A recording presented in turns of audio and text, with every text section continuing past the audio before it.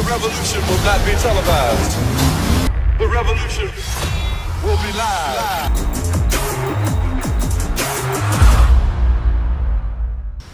Great, thanks my fellow words, boy Meckanimal, and today we're back at it again. We're going to discuss the topic of muscle building, specifically if you can turn fat into muscle. Well, let's get straight to the point. You cannot and you will never be able to do so. It's quite confusing and mind-boggling to think that somebody will believe that you can turn fat, into muscle. And I've heard that the first time probably about 10 years ago when I first started training. And as rookie as I was, I don't think it ever crossed my mind that I will be able to turn fat into muscle. And obviously, people who spewed this nonsense were rookies. But I've seen some intermediate people, some well-experienced lifters that believe that you could turn fat into muscle, which is really nonsense. It took me about, from the get-go I knew it, and it took me less than a year to confirm that it was not possible. So yes, don't believe, and not trying to be disrespectful or anything, but you'll be amazed how many people believe some weird stuff. And this is one of the weird stuff that I feel like we should clear out, and have people understand that to build muscle, you have to build muscle, and then to lose fat, you have to lose fat. So putting in a better way, as a beginner, for example, you could build muscle while you're losing fat at the same time, but transforming one into the other is impossible. Reversely, I think some people believe that they can, when they stop working out, they turn the muscle into fat. What happens is you pretty much lose, some muscle mass, and if you stop exercising, stop being active, you accumulate a surplus of calories, and then you gain fat. That's just as simple as that. And yes, so we're gonna kind of brush the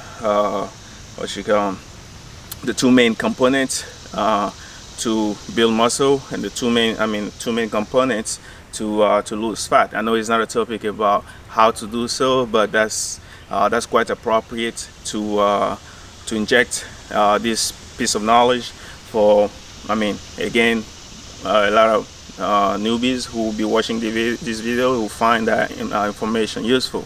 So to build muscle, we all know that you have to get you need some calorie synthesis. So you bring in some calorie in your system, and then in combination with some resistance training and on a surplus of that calorie intake, you will be able to build muscle. The main two components is be on a surplus and have enough calorie. Enough protein to synthesize the muscle.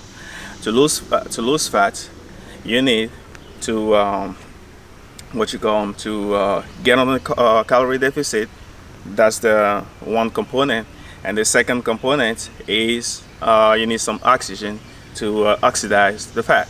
So you have oxygen brought in the system by doing some mid-range, light to mid-range level of physical activity, for example, of cardio and stuff like that, to help you oxidize the fat, and bringing the overall calorie intake on a deficit, meaning you're burning more overall activities than you are bringing in your system.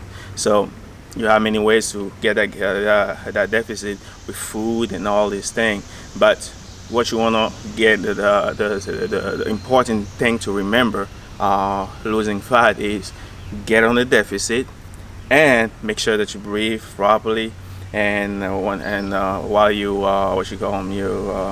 you're exerting some cardio activity. So bring the oxidation to to burn your fat. For the the muscle building, you want to bring in some some protein, and make sure that you own a surplus. You're gonna build muscle. That's it. Surplus, protein, deficit. Make sure you get some cardio in. Of course, some people might find it much easier to just work on the food without much cardio activity, but that's beside the point. This is something that you would not want to consider, because you do need a certain level of muscle of muscle building in the process of losing weight.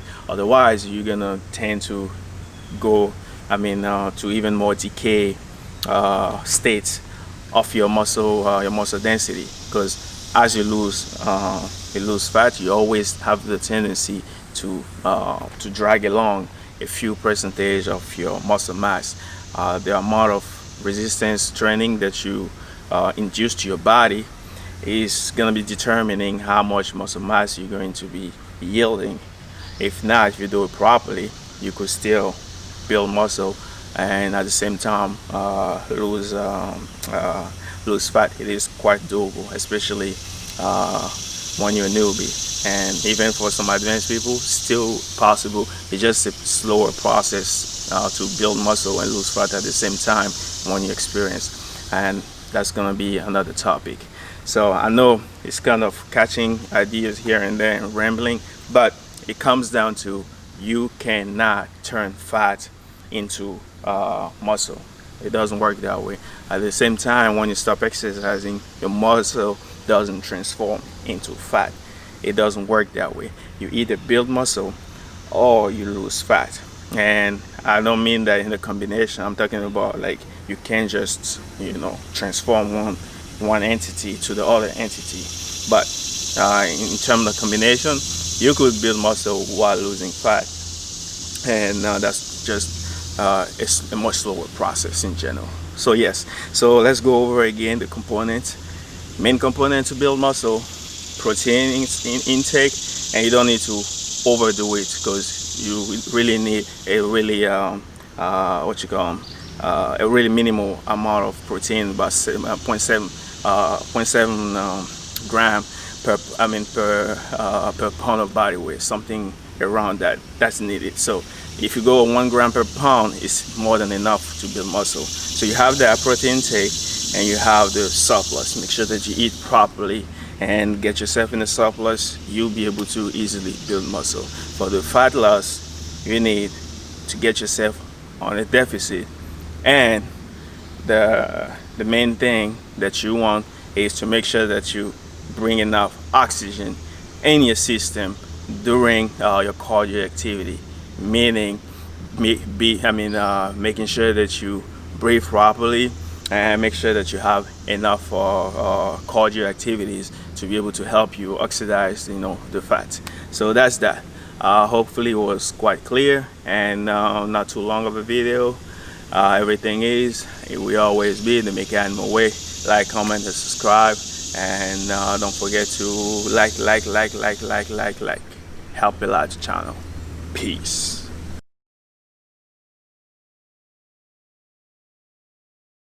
The revolution will not be televised. The revolution will be live.